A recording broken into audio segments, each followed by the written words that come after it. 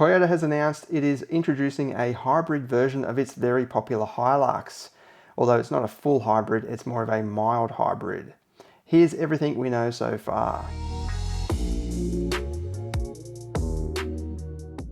Now this is obviously a very big deal, especially for Toyota. In recent weeks, it has stripped back petrol models from some of its most popular nameplates, like the Corolla and the Yaris. They're now hybrid-only models. So to have a hybrid ute, or even though it's mild hybrid, it's a pretty big deal. This trend will grow as well. Ford has already confirmed it is going to offer a plug-in hybrid version of the Ranger next year. That'll be quite an interesting model.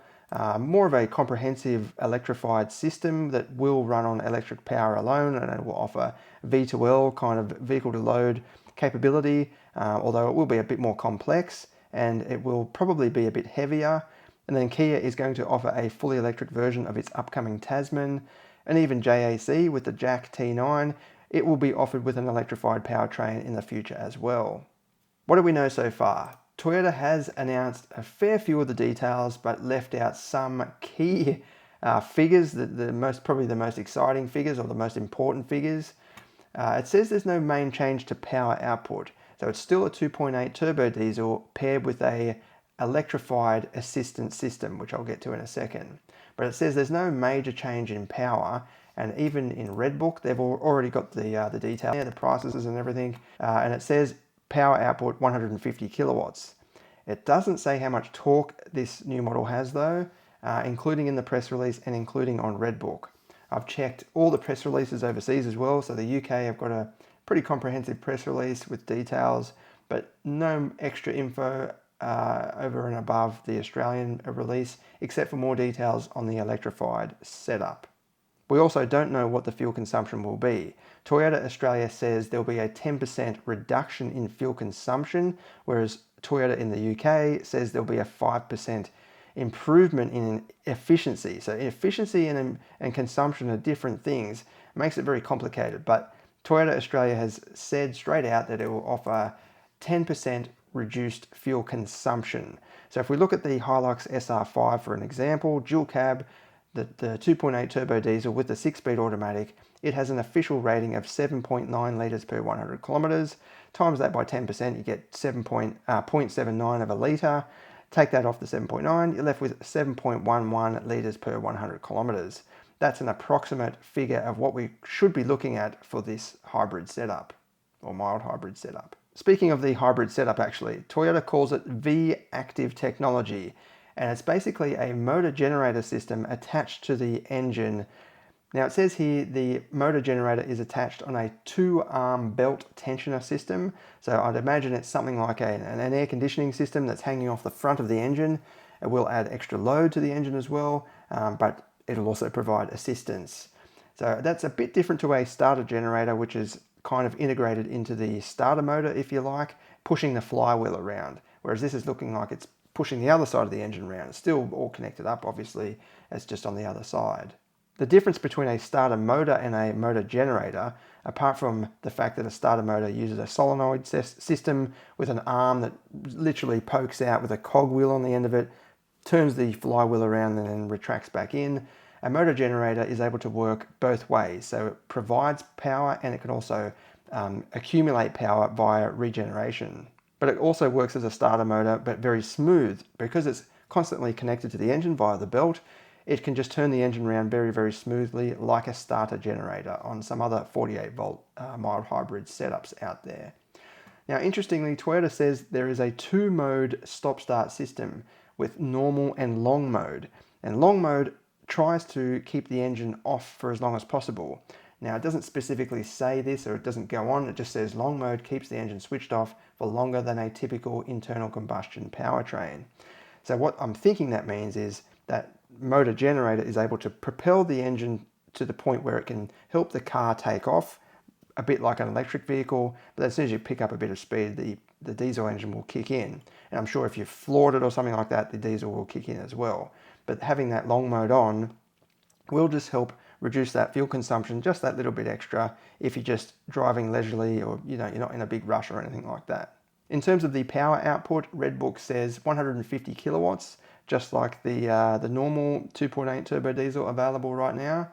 But if we look at when the power is available, in the normal model, it's 3,400 RPM, whereas in this mild hybrid setup, it's available from 3,000 RPM, so a bit lower. So you don't have to push it as hard to achieve the same output. It's unfortunate that we don't get to see the torque output, although they might not say that. Sometimes hybrid setups, they don't quote the torque output very well, especially Toyota and Lexus actually, the combined torque output figures.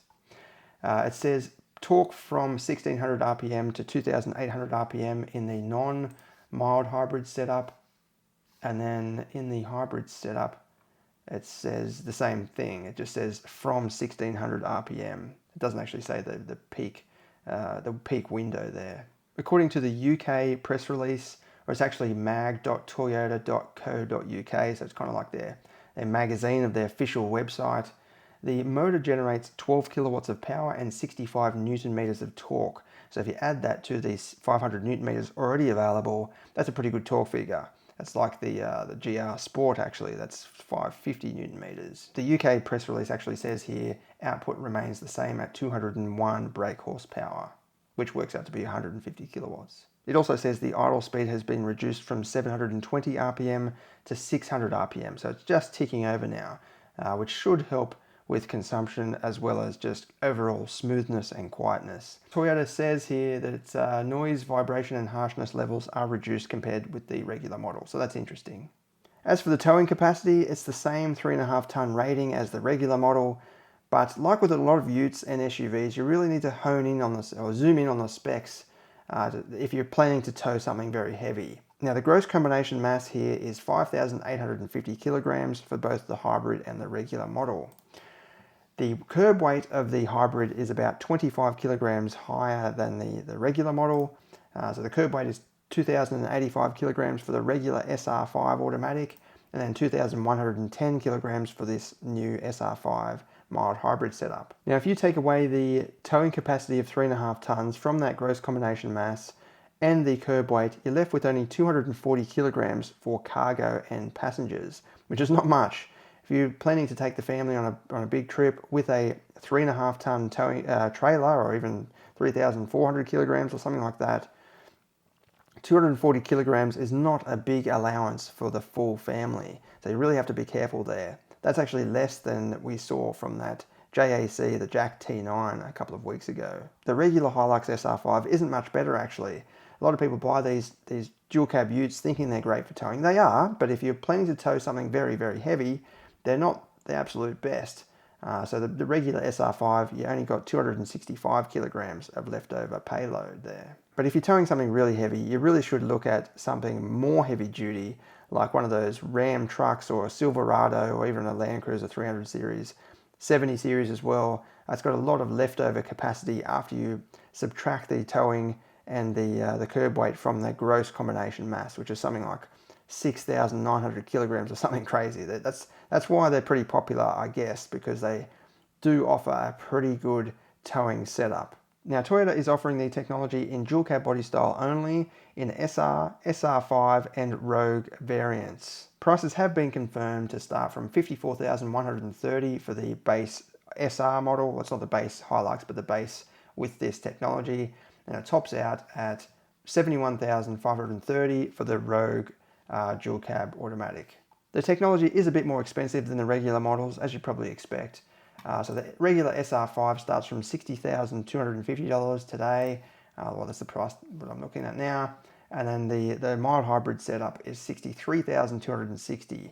So that's about $3,000 more expensive for the technology. In that trim level anyway. The SR is a bit, the gap is a bit closer. Will it be a success? I think it shouldn't impact sales too much. I think the big fleet companies will like it because it's making them look good with some of this greenwashing that's going on. It's got that appeal to it, but it's promising 10% reduction in fuel consumption. That's all good. But what I like about it is it's not too complex. So the whole system looks like it weighs 25 kilograms more than the regular model. The off-road capability is the same, or Toyota specifically says the motor generator has been positioned high in the engine bay to ensure the V-Active technology retains the excellent off-road ability of the HiLux.